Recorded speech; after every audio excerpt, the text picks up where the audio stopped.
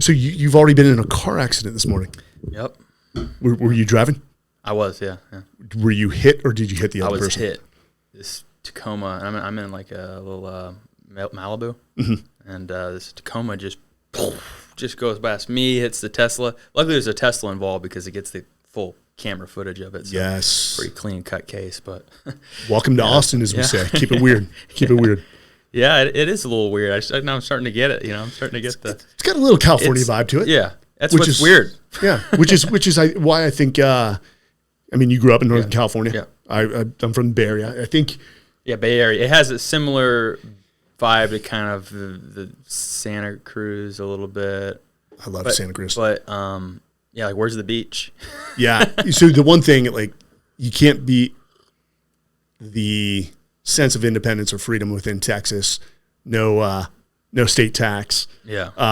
Right. I don't even think California's this way, but for vets that are 100% service disabled, total and permanent, zero property tax. Wow. So the benefits, so double double whammy. The benefits are freaking awesome. Makes sense then. Yeah. But there's no mountains and there's no beach like California. Yeah. You bring up Santa Cruz, man. We used to every Friday we used to go because we went to high school in San Jose. We'd drive up on 17 through Death Valley to the beach, and we would surf and drink. Yeah, some good surfing out there. Oh, dude. Yeah. Did you grow up skiing or anything? Oh, yeah. Snowboarding. Snowboarding, yeah. In Tahoe? Tahoe, yeah, Truckee area, Did you have a pass to Squaw or mostly went to Boreal and Sugar Bowl, mostly. Yeah. Yeah. You know what it's all about. Yeah. Once you get a pass one place, does Tahoe, do they have a pass you can pay for that works for multiple? Yeah, they do. Yeah. Okay. Yeah. The North Star, and you get all that's the best way to do it if you're going up a lot, Yeah, I don't remember if that was around when I was North Star. It was still there. Well, just a pass bundle? that worked at bundle. Yeah. I know we had it in Colorado. I went to Boulder for a very short period. Yeah. And there was a gold pass that worked at multiple places, and I skied myself right out of yeah, I didn't do much skiing. I probably would ski now more. I think that would be a little bit less because you get, when you're snowboarding, it's you're more prone to get injured, I feel like, when you're on snowboarding. The way it depends, I guess, how you snowboard, but I think it's just a little more, leisure. You could be a little more, because when you're on your side, you got to be like, but I'd like to just kind of zone out a little more too with the skiing. I think would be fun. Before we get into Dream, so you grew up in California. What's sort of your path? How did you get into this industry called film? Yeah, I've always been in like acting, theater when I was young. So like 5 years old, my dad's been a musician, opened up for a lot of bands and was, very like talented, has a couple albums. But it was kind of right before high school. My dad and my brother were working at a reality TV production place, producing like with the guys that made Deadliest Catch and all these other shows that they were creating. With a bunch of extreme, chasing Mavericks was one of the shows that they were working on with the surfers that surf those 100-foot waves. But we started wanting to do our own projects, and so we were in contact with a lot of people in the industry, a lot of producers, and like, hey, you got to make your own short film, maybe show what you can do, And so me and my brother, how old are you at this time? I'm probably 16, And they my say older do brother your own is film. Well, my older brother, he's the one with the project, and so he was I think maybe like 21, but he was already an expert at doing all the color grading, editing for like this company, And so we decided to do a short film that had to do with like the collapse of society, like power going out. And then that ended up being a really like life-changing experience working on that. And then we released that screening in our local area, and just people just loved it, and just like kind of like, really started a fire of like, okay, we can do this. And then fast forward, we started working on a lot of different other projects, developing with some of these, producers that we've now contact with. One of them actually before COVID was about the fires in Santa Rosa. It just wiped out 100,000 homeless overnight, right? And that was before Paradise, and then Paradise happened as well. But the idea with that was, we want to make stories that actually are about real people and real issues, and have a purpose, and have like something that's worth spending a year of your time working on. And so we were getting ready to do that, IMAX, cameras, shooting actual fires mixed in with the reenactment, of this devastating fire that took place. And then COVID took place, and, everyone kind of, all projects were kind of at that scale kind of just put on the wayside. And it was during like the first year of COVID that I think it was August 6th, 2020, I had this dream. And I had seen articles on child, rescues and sting operations with the, U.S. Marshals on the internet. And I was like, oh, that's kind of crazy. Like I'd see people post about it, but it was never getting like breaking news. Like, they rescued 60 kids, out of Atlanta or something like that. And I was like, oh, that's interesting. Why wouldn't that be like on the front page, like, why are there kids? Why is there 60 kids or 40 kids that are being rescued? Like, what's going on? So I kind of started looking into that, and then I realized, whoa, this is way bigger number-wise than COVID. This is like 800,000 kids in America go missing a year, and then it's documented that 30% of those are being sold in this like section labor trade. Say that again. Yeah, how many? 800,000 is the estimate. That's just what they can account for. And then you have all the kids that they can't account for, right? And then you're coming through the border and all the ones that aren't even, because a lot of these kids in these situations don't have someone that's going to go like, hey, my child's missing, because that's kind of a situation that breeds trafficking to begin with, is when the parents don't even care, So it's a huge deal. It's a huge problem. That's yearly, right? So this number is not like a one-time hit. This is continuously taking place. If over a 5-year period, you're almost at 5 million kids. The very volume of the number is the word that comes to me is disgusting. Yeah, and also an indicator that we are better than this. Yeah, we are so much better than this. Yeah. No, and if people knew this, right, and they knew what to do, then that would be a game changer, if people knew about it and it wasn't, because it's interesting, because when you talk to people that work in government, Homeland Security, my brother, his girlfriend, her dad is Homeland Security. We have other, friends that work in these operations also with the guys from Sound of Freedom, the Tim Ballard guy, and it's not even a question. That's the facts. Those are the statistics, and yet, so many, there is a opposition to that getting out, and it's because of greed. I think that there's any culture, any, system of power is going to have corruption in it. Look at anyone through history. If you're going to control, and have that power, it's not going to be through, moral means, And so when people realize, oh, okay, yeah, like that makes sense. Most people understand that concept, and then they also understand there's evil.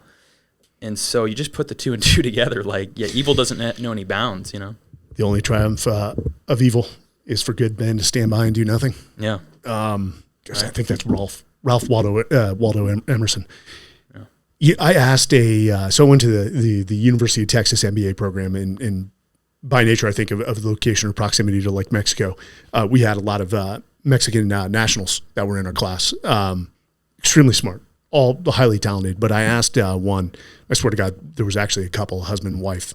He looked like, who's the guy that played Zorro?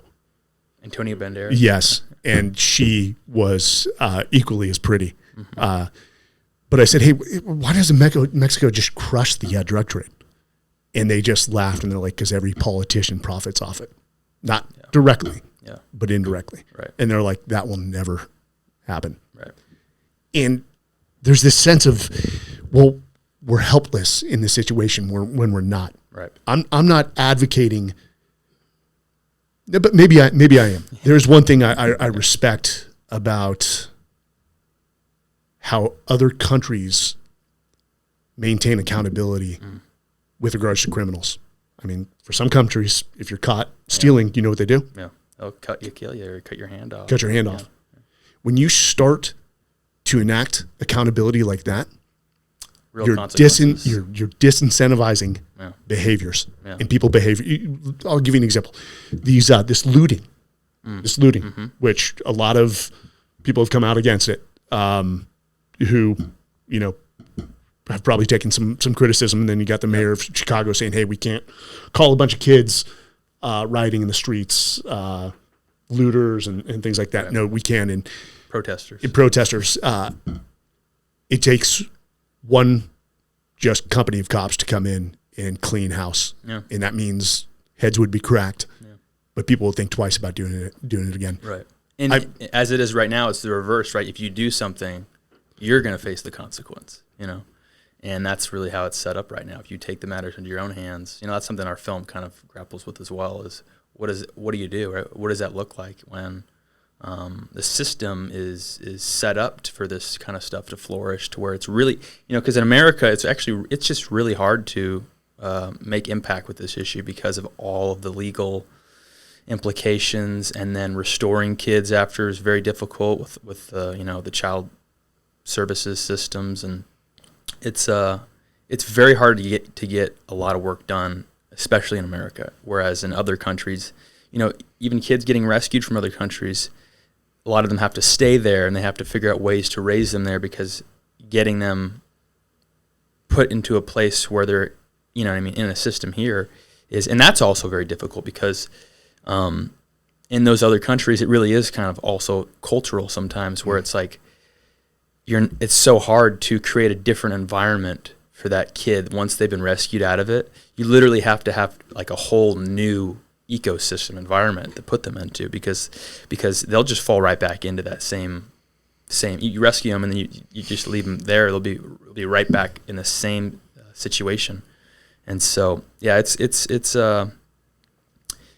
a tough, and then when people don't even realize how bad this is in America, because it's easy, you know, that movie Sound of Freedom came out, and a lot of people run the risk of just thinking, oh man, that's so terrible. But you know, a lot of bad stuff happens in third world countries. And then when you look at the numbers, you look at how bad it is here, and it's just, you know. No, it can never happen. It can never happen here. Right, yeah. I mean, I just was on the way before I got hit up, on the way out when I was driving, I just saw Amber Alert, you know, right on the freeway there, you know. In the Fort Worth area, I believe. Yeah. A 2-year-old by a 30-year-old woman. Yeah. I remember I was walking this morning when it went off. This had to be a profound dream. Yeah. I mean, were maybe a little plant-based medicine involved in this dream? No. But I mean, it just sort of detail this dream for me. I mean, the fact that it would throw you into action. Yeah. Well, I just remember waking up from this dream August 6, 2020, and I had the dream was essentially I was standing at the gate of this industrial fenced, you know, gated warehouse on this desolate kind of dusty road, and there was train tracks that ran on one side of the road and then the warehouse, and I just looked into these blacked out windows, and this looked like a commercial building, and I just felt like there was something more nefarious going on than meets the eye, and I sensed like that there was like a cry of children in there. And then this man pulls up in a vehicle up to this security pad. He's like, oh, what are you doing here? And he starts to kind of question me and starts to, you know, say, you know, this is appointment only, you know, we shut the place down, you know, he shouldn't be here. And then as he starts coming towards me to pretty much, in my mind, to kill me, I wake up and I just like, it was in the middle of the night. I just remember, you know, sometimes you have these moments where it's like, don't ignore this, you know, and I felt really strongly like I couldn't shake it. And I was like, whoa, I just felt like it was a real place. And so I actually, crazy enough, I went looking for this particular, because it was so vivid, I went looking for this particular location, driving around the outskirts of my hometown and the industrial areas, and I never ended up finding it. But as I was out there driving, I just thought the whole idea for the film kind of downloaded into me, and I just thought, man, that would be an amazing, crazy story. And partially because, you know, I had heard some things like this take place. I had heard a story of a couple that had nothing to do with rescue operations, but they were just driving by a freeway in a particular location. They just sensed, I think there's something weird going. They actually went in and just called a suspicious tip, and they ended up rescuing kids out of this location. And so that was kind of implanted in my mind of like, okay, maybe this is something that actually, you know, might lead to something. I could be on the news or something like that. Or, but no, really just the story just ended up developing out of that. And then it was a short story, and then that short story just expanded into a full-length script on its own, really. It was the easiest, you know, because I've written probably 10 scripts. a bunch of different, actually prior to this, we were working on a couple different projects that we were, stoking in the fire. And when this came through, I just, I felt, man, I gotta make this. I gotta see this one through. And I can't focus on anything else until I get this done, because it just everything else started to feel like a movie, and this started to feel like a mission. And I can't just focus on another, script about a, truck driver getting kidnapped by a prisoner and going on a robbery. I just had to focus on this issue. And then when I dived into it, I saw the numbers, I saw the stories, I saw how bad it was. I was like, man, where is the coverage on this? I could do something about this. I can bring this to light, and in a way that I felt that many people won't want to watch a story about trafficking, which what they were telling us at the time, even in producing it. And we had, Hollywood traditional financing set up with it. A lot of people were telling us, no one wants to see a movie about that. We got Sound of Freedom sitting on the shelf. This isn't good for marketing. It's not a good look, pretty much is what everyone thought prior to this other film. So who was the first person you called after the dream? Your brother? Yeah, I texted my brother, I think. I ended up texting him. I was like, I didn't even tell him about a dream. I just said, there's a child trafficking ring. We got to go find it. And then, I told some friends, and then it just started to build. And then other people were like, man, this is... So essentially what I told people was, I'm going to make a film about a guy that has a dream, and then it leads him and his friends on a night quest to uncover a child trafficking ring in their small town. And they're like, well, that sounds like pretty cool idea, kind of like a military operation thing, but it's with vigilante type thing. And then just got some really amazing, even as a short, we got some really amazing talent on board to want to do it. And then from there, it just kind of, I'm a person that really flows from the gut and how I go about things. And I just felt like, instead of just making it as a short, I felt that gut thing, like, no, let's make it. And then within a couple of weeks, I turned it into a feature, and then I was on calls with Academy Award-winning actors, and building this thing, But the way I had written it wasn't with that at the forefront with trafficking. I had really written it as more like a thriller, and the mystery. You don't really find out what this whole thing is until kind of the end. And so a lot of most people in Hollywood don't actually read the full script anyways. They're like, okay, this guy's attached. Okay, well, we'll make it. And especially when they found out like what my mission was with wanting to do this, people started to kind of shy away from, initially there was a lot of interest, and there was, financing brought around it. And then people started having conversations without us on this, and like, oh, it's going to be kind of, going to have a hard time with this one. And then mysteriously, everyone kind of just backed away slowly. And it was very interesting because we did have another actor who was a Golden Globe winning, just recent Golden Globe Best Actor for a series. And he's like, man, you got it. This is amazing. This is like, you got to move heaven and earth to get this done. Like, this needs to be told. Like, you could sell this right now to like the director of Dune, but of course then they'll have it and you won't have, Creative. I think you need to make that. You got to figure out a way to make this.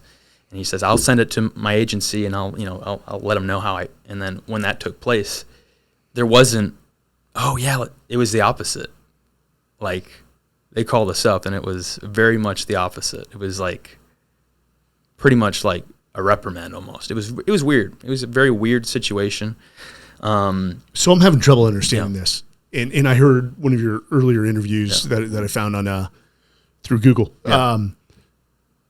What is the uncomfortable, hesitant nature around sex trafficking and child trafficking? Yeah. It's as if it's making a lot of people nervous. Yeah, I used to I could almost kind of relate with this everyday person, because prior to this dream, I was like, man, that sucks, but I don't really want to think about that, And then when I had this dream, I felt the feeling I had in in the darkness of the night.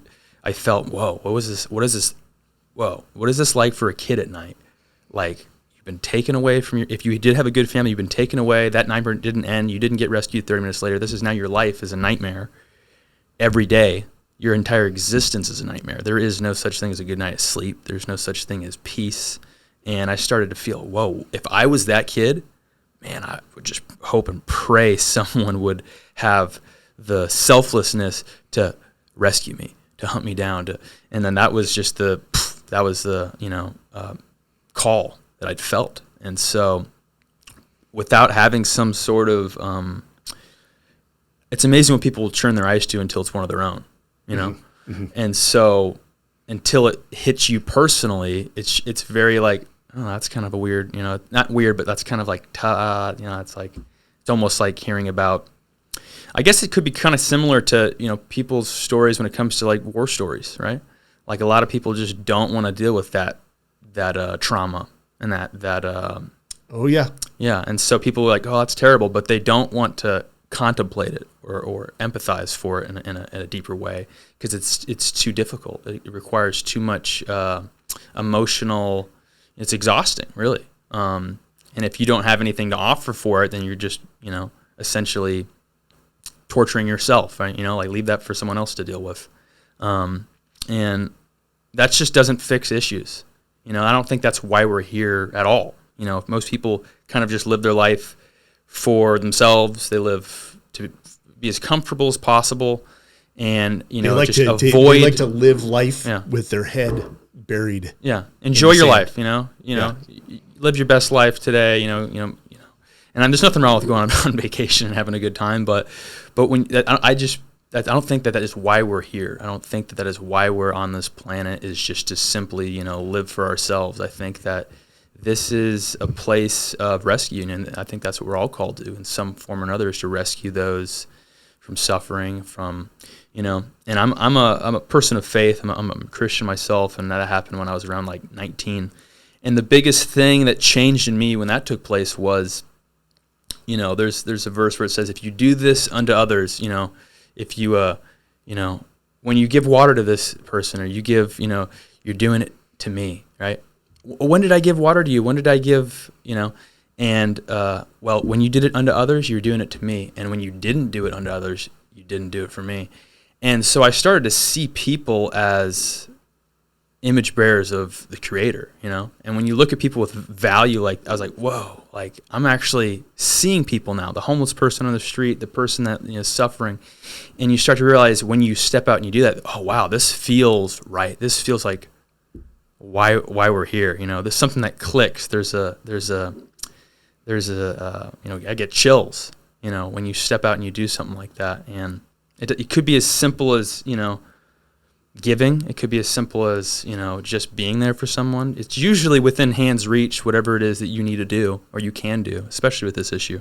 If people had the foresight and the awareness to even just pay attention to the surroundings. I was just talking with a young lady. She was trafficked her whole life until she was 20, and for 4 years she was in the Houston area, Astrodome, and no one had the foresight as a little girl to pick up on those cues, those social cues and the awareness, and she was around, she would say hundreds of thousands of people for that 4 year period before she was then trafficked out of the country as a little kid until she was 20.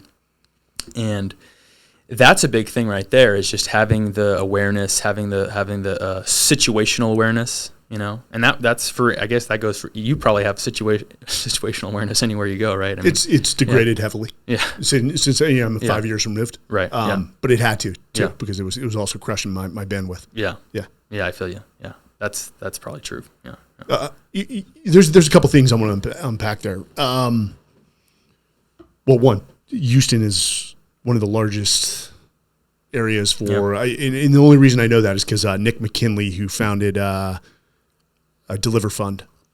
Yeah, I saw that. And one of his lead guys, a guy named Sal, who was a Navy vet, works the Houston area. Good people approaching or fighting it from a different means to deny space, which is beautiful. It's like the CIA. Yeah. The whole purpose of the CIA is to win silent wars so that we never have to deploy those young 18-year-old men and women. It's crazy what they do. It is, and they've been kneecapped a bit. There is, and I just always have faith in man, and I don't want to lose that. I always have faith that people are going to do the right thing. Yeah. But as I grow older and hopefully wiser, I've come to realize that the 99% and the 1% has nothing to do with wealth. The 1% is unique in that they will step up. Like we said, the only necessary thing for the evil of triumph of evil is for good men to stand by and do nothing. Yeah. But that goes to Isaiah 6:8. And I heard the voice of the Lord say, who shall I send? Yeah. And whom will go for Send us? me. And I said, here am I. Send me. Yeah. And the reason the Lord had to ask that is that a very small minority are the only ones that will demonstrate the moral courage to step up. It's David, man. Regardless of the consequences, and do something about it. And if that small minority can inspire just one or two to join their ranks, it continues to grow until it picks up momentum. But I walked on, this had to be about a year ago now. We were in, what's the mall over here? Barton Creek. Barton Springs? Barton Creek Mall. And my wife and I come around the corner, and there's this crowd, and they're all watching something. And so I move through the crowd, and these two guys are just like on the ground, like in fisticuffs. And everyone's watching. Everyone has their phone out. And I look at my wife, and I just walk up to the two of them, and I yell, hey! And they both look up. And I'm like, are we good here? And the guys stopped. They separated and say, hey, guys, go your separate ways. It's over. It's done.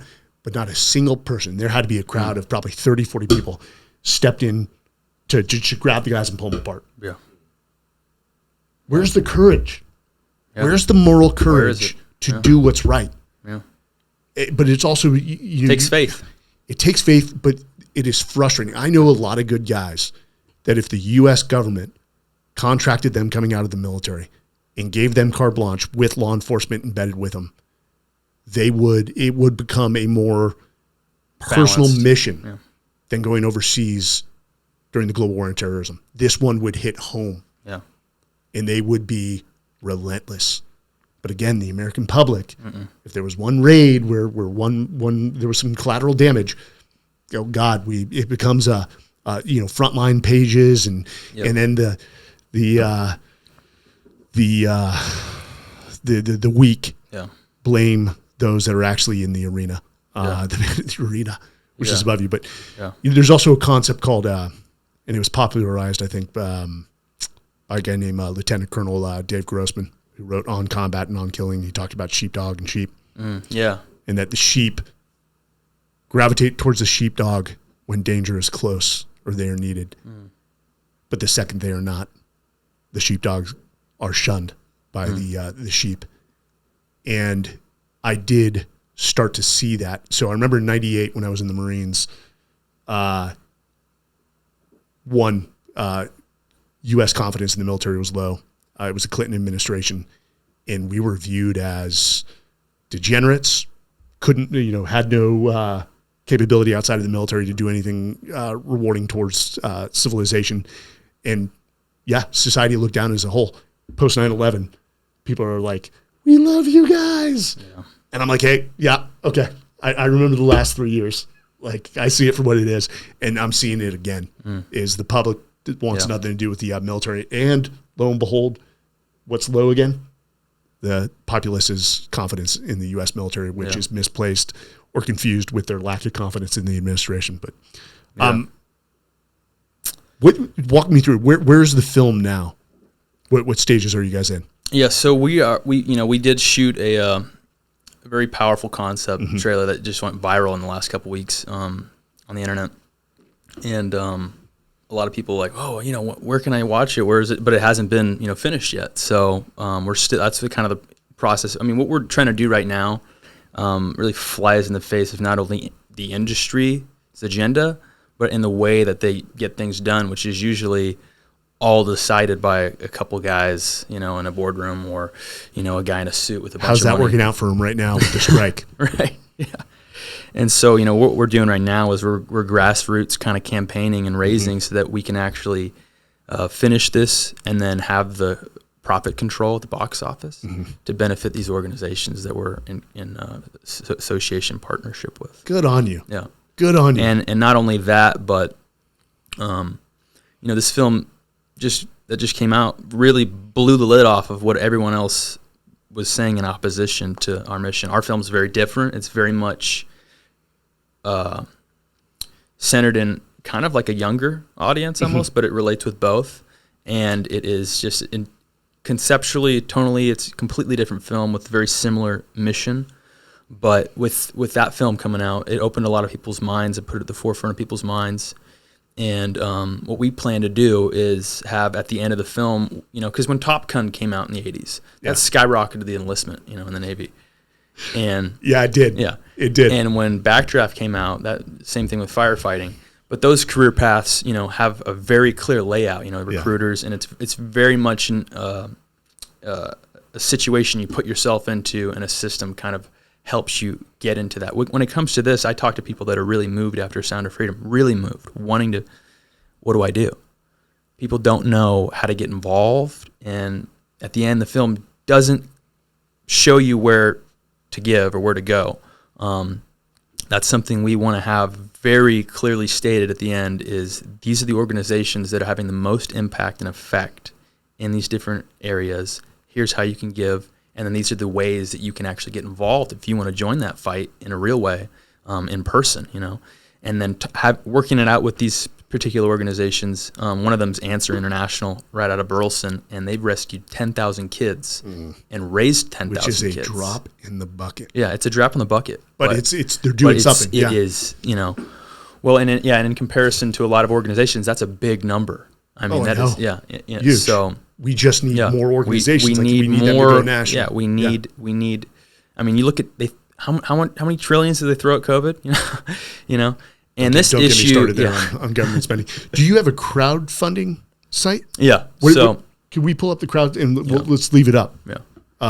If you could walk Will on. Yeah, dreamfilm.us is dreamfilm.us. Yeah, that's the site. Pretty simple.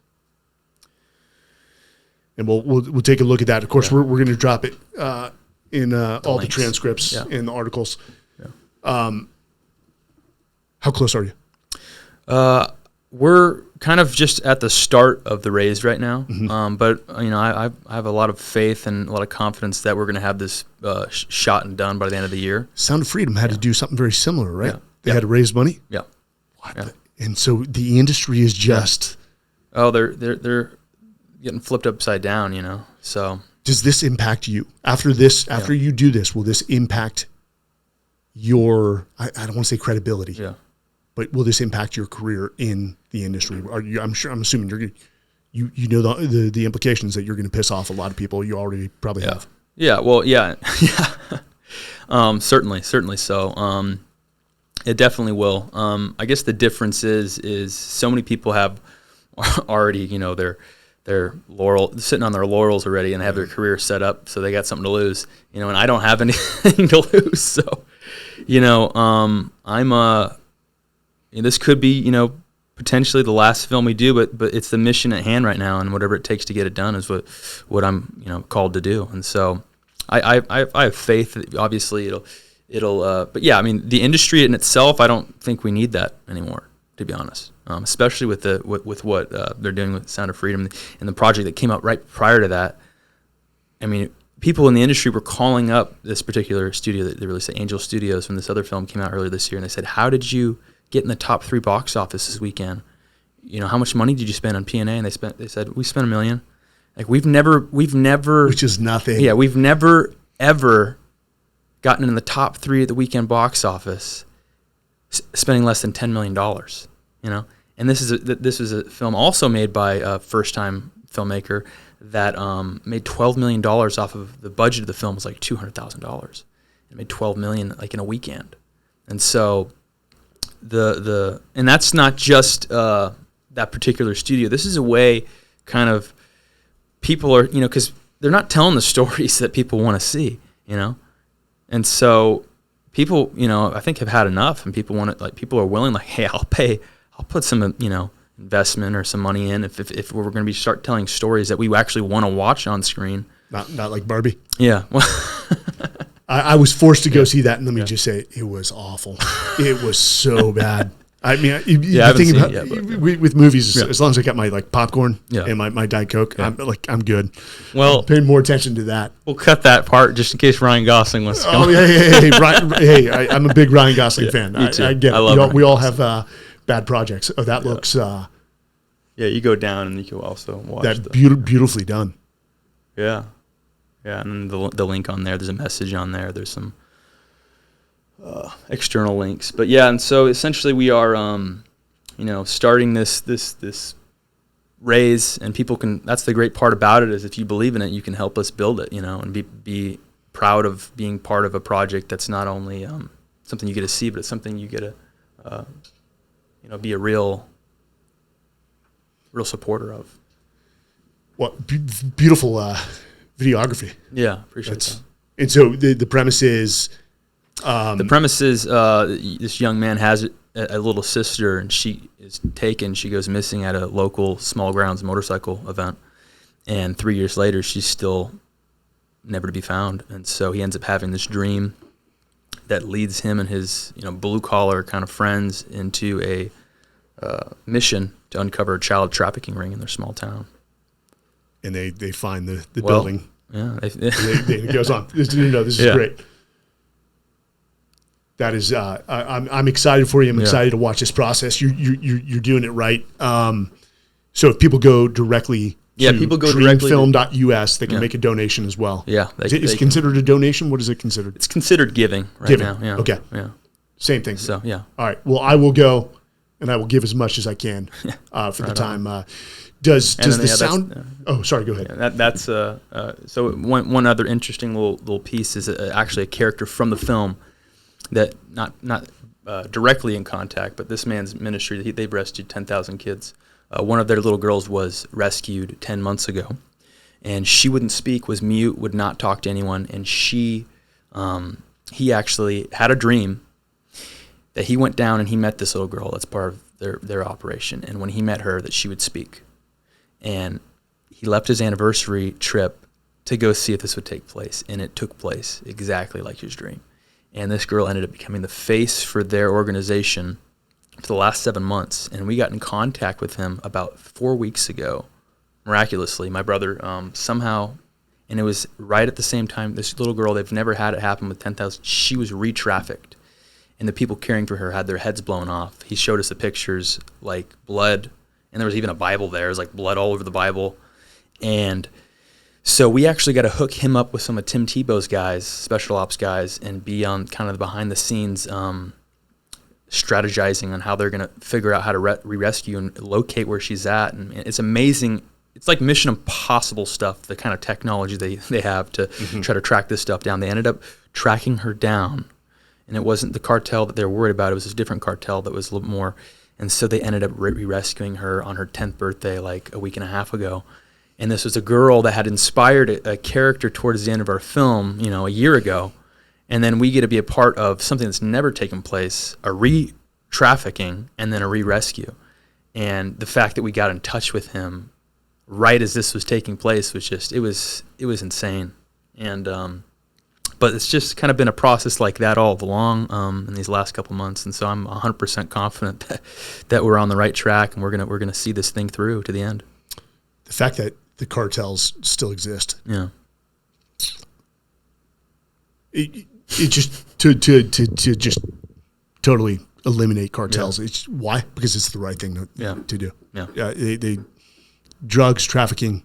This is not a hard decision to make. No. And if it defies Mexico's sovereignty, oh well. Yeah. Oh well.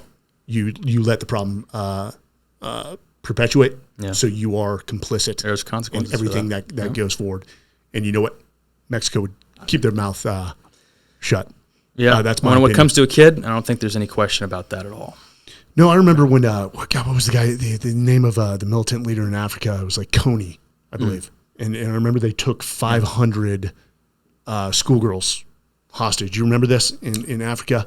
I think I recall Coney. Yeah. Yeah, and of course we tried to, through foreign internal defense, and I said by, with, and through is a term in the military, meaning we do it through the local forces there, so we can't exactly conduct the raids. Right. But the fact that we just didn't deploy special operations to rescue those little girls as quickly as possible, it was. I remember when this happened, I was still active duty. We're like, just send us. Yeah. Like we'll you don't need to tell us the purpose or the why behind this. Yeah. We've got daughters. Yeah. We get it. It's pretty simple and straightforward. Yeah. And I know we can't be everywhere and everyone's first responders, but for some things when it comes to kids, and especially in the U.S. when people realize that our film focuses in the U.S. When you feel this daughter as your own, right? It's something that hits you a little differently than if it's happening in a different country. When it comes to Americans, they start to realize, oh, this is happening right here, and it is happening within a couple. The statistics show that within a couple mile radius, you got someone that's a predator. And if you understand the big market industry behind this, I mean, you wouldn't be surprised if there's a drug addict. So why are we surprised that there's a pedophile or a trafficker within such a amount of time when this is just as lucrative now, and if not becoming more lucrative? It's the same evil behind all of it, So it is something that we really want to focus and pull those people's heartstrings and show them, when you touch someone's heart in that way first, it becomes an immediate, and then giving them, here's what you do, not go buy another ticket, but here's what you do, here's how you can get involved right now, and make an impact right now, and while you're in the theater, Yeah. I know with Nick McKinley, Nick is just extremely intelligent, very articulate, so he would say it better than I, but basically to paraphrase, that social media has just become it's been weaponized for human traffickers. I mean, it is their number one source. It's the number one thing. Yeah. Responsibility and responsibility of the parents to make sure, in a sense, you're infringing on your kid's First Amendment rights to make sure you know what they're. That's the world they're living in. It's culture is literally moved by story. It's moved by media. It's moved by. And so that's my superpower. Only, the biggest thing I could lend to that issue is my strength, which is storytelling. And so everyone has their calling in this fight. With you might want to join a operation of some sort. But everyone has something they could lend to this fight. You don't want me and my guys doing those raids, because I can tell you the outcome. And I'm not trying to play the tough guy. I'm tired of tough guys. Yeah. Usually the tough guys were the biggest cowards on the battlefield. Yeah. It's just I know my guys, and the way I described my guys, actually, I've taken this from a former commanding officer, is like the most empathetic, loving fathers, sons, brothers, husbands. But when they dial that empathy switch down, there is just a blackness that comes over them, and it is not a sight to see. Yeah. I feel you there. It's needed. In some situations, it is needed. Where sometimes you got to let things get darker before you take those measures. And I don't want to play the tough guy, and I'm not some right wing, nut job. It's when what our problem with, and this is in my humble opinion from the perspective and experiences of my life, is this country has lost all means of accountability. Yeah, and it starts with our leaders. From if something went wrong, and I know we anything goes. We just I don't want to say we celebrated. We honored the second anniversary of the withdrawal from Afghanistan, and people try to put that on Biden. No, there was 2 decades of decisions that led up to that. He was the man that had to deal with a bad circumstance, where there were some very bad decisions on his part, unequivocally.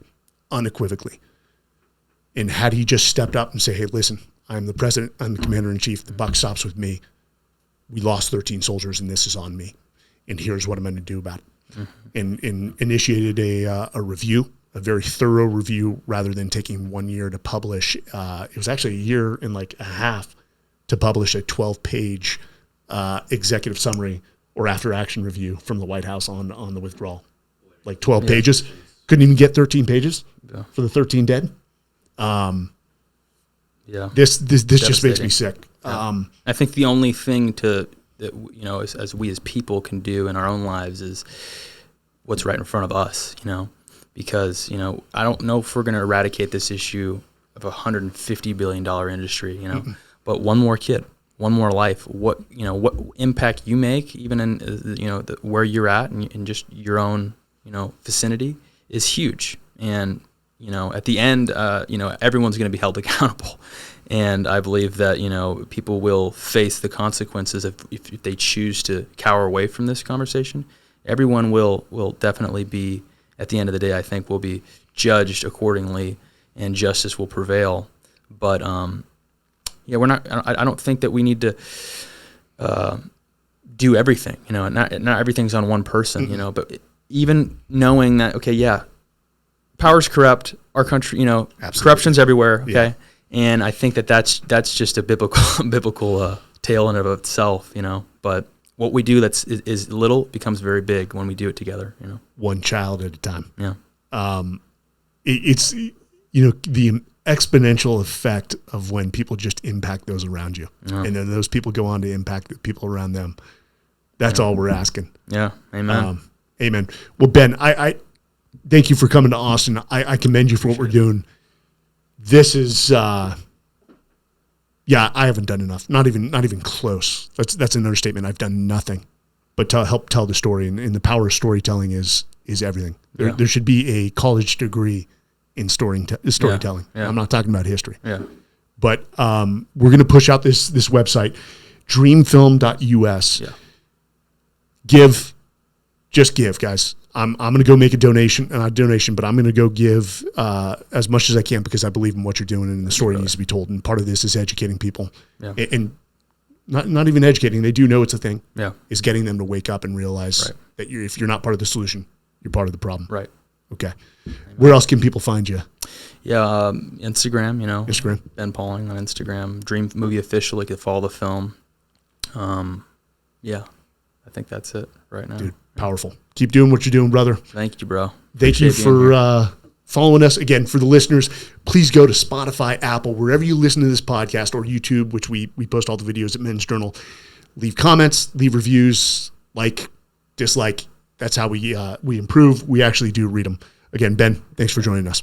You're a real one, man. All right. Glad to be here. Thank you, brother.